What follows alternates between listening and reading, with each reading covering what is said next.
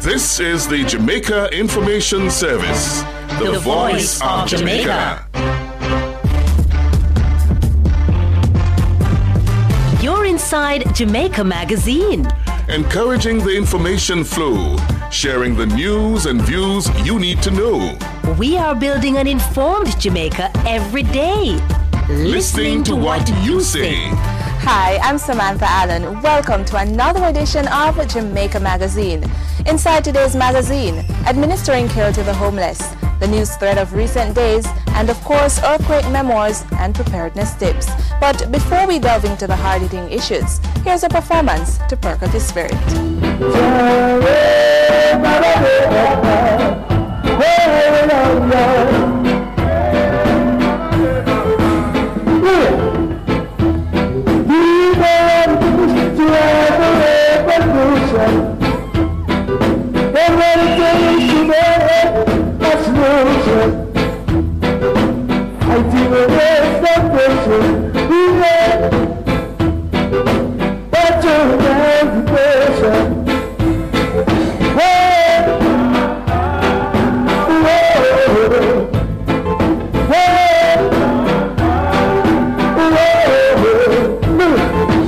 Now that you're entertained, let's look back at the earthquake of 1907 through the lens of some great photographers.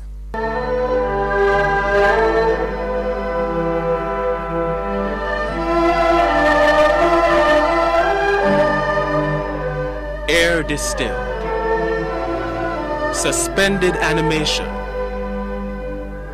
moment transfixed. 3:30 p.m.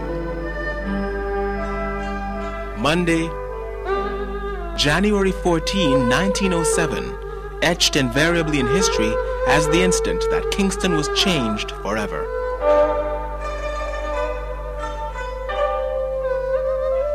At 3 o'clock, God is going to speak. And then, of course, at 3:30, about 3:30, the earthquake struck.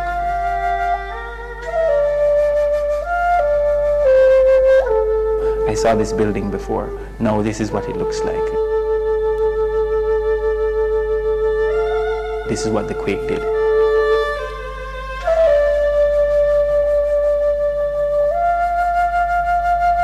Kingston destroyed by earthquake.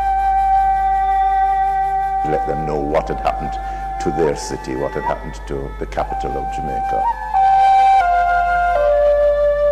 Just 3 days after the great earthquake of 1907 struck downtown Kingston, several news headlines painting desolate pictures of the city were being circulated in the international press.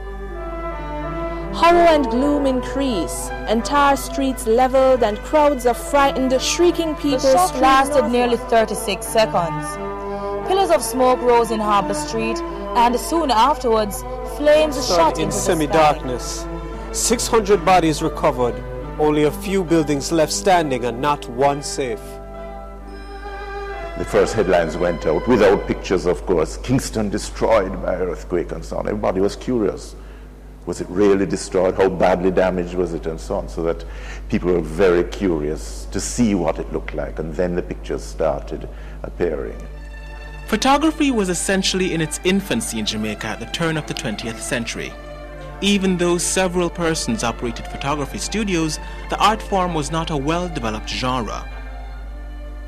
Photography was more or less a pastime, a way of creating keepsakes like postcards to send abroad to relatives and friends. Several images of 1907 were relayed to foreigners, utilities downed, scavengers in rubble, Kingstonians dazed at the fate which had befallen their city. Many of the more poignant depictions of Kingston circa January 14, 1907, therefore, remained outside of the city and Jamaica for decades.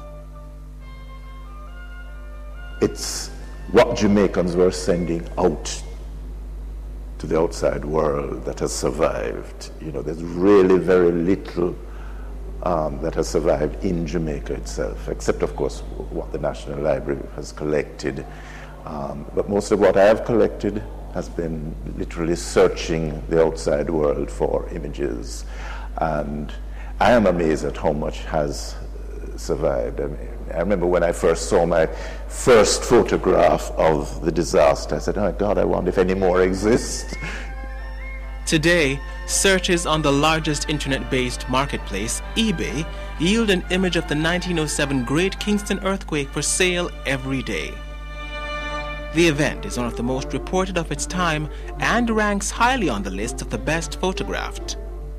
Disaster photography is a very special area. People are fascinated. They still are. Just think of 9/11 in the United States and all the images and the television images and so on of 9/11.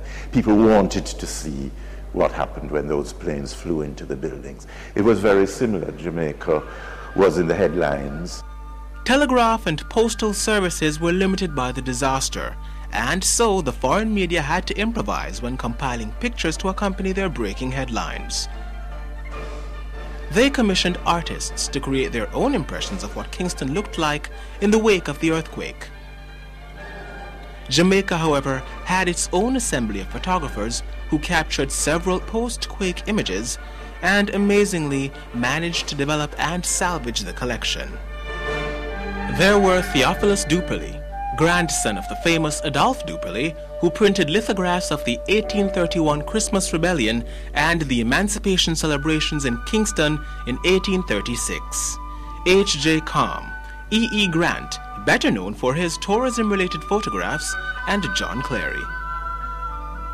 Theophilus Duperley actually was at 85 King Street, which is about where the fire started on King Street. He was actually trapped in the wreckage of his building, you know, and to get away from the fire, he literally had to leave his right arm behind. As a consequence of that, obviously, you know, with the destruction of his property, the cameras and everything, there are very few photographs by Duperley, who was the most famous photographer. However, Dr. Boxer has attributed most of the surviving quake photographs to John Clary, perhaps the second most famous photographer of that era. Clary had compiled an album with some 23 images of the destroyed city, and an additional 18 of his post-quake photographs are owned by the National Library. The exhibition's curator, however, votes E.E. Grant's photographs most emotive and interesting.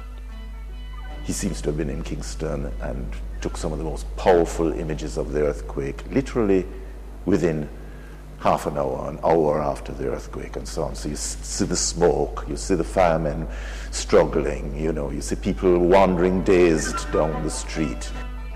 Dr. Boxer collaborated with Wayne Modest, director of the Museums of History and Ethnography, a division of the Institute of Jamaica, to bring all the disparate images of the great Kingston earthquake together as part of a photographic installation to commemorate the centenary of the event. As we look back, we wanted to offer the exhibition as a kind of visual narrative for people to help make the reference. So it is here for you to see and say, what if this happens again, that kind of thing. How did we respond to it in 1907? And so utilizing that as a starting point, it can start a lot of discussion about many things. The idea for the exhibition developed over a year ago, but photographs of the disaster were being collected long before. The concept and layout emerged just 6 months before opening day. The result? A 3-part reflection on the great Kingston earthquake, broken every now and again with bits of narrative. 1907 quake, during, before, and after. The viewer is first allowed a glimpse of 1800s Kingston, routine and pedestrian. Then, January 14, at the turn of the century, the day on which the quake hit, half of the artillery house at Fort Charles sank below the sand and King Street went up in flames.